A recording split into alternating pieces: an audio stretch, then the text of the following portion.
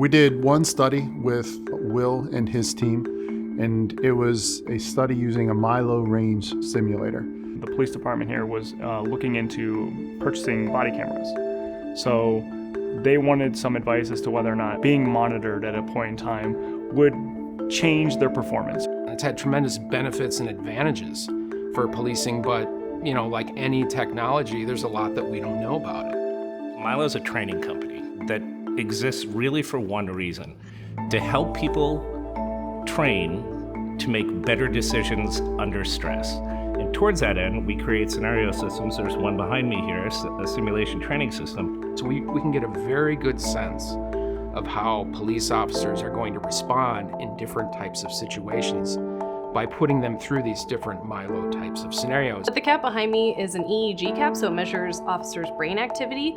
So basically when we measure your brain waves, we can see if you're relaxed, if you're alert. We can see whenever you're feeling more anxiety and a little more stress. And then we also measured through ECG, which is like your heart monitoring. So we were able to monitor their heart rates, and we were able to monitor, when they would get a big jump in anxiety and they were stressed because their heart rate would increase exponentially.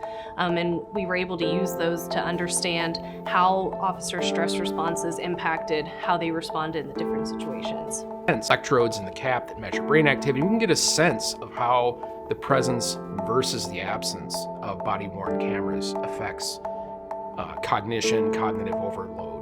We're at the crossroads, if you will, of bench science, practice, training, and education. We're bringing that all together, all of us coming together at the same table to try to get a better understanding of how technology affects policing and how we can best deploy that technology to make policing better and safer for everybody.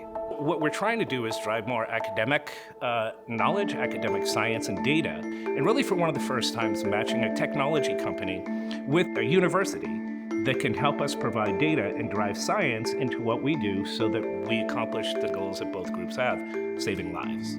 I have to say, this has probably been absolutely hands down the most rewarding experience of my career so far. It's rewarding because of just that feeling of being a part of a team, of making a positive difference in the world through research and education and application. So we really, together as a team, can feel that spark of scientific innovation and application. And it's just a great feeling to have.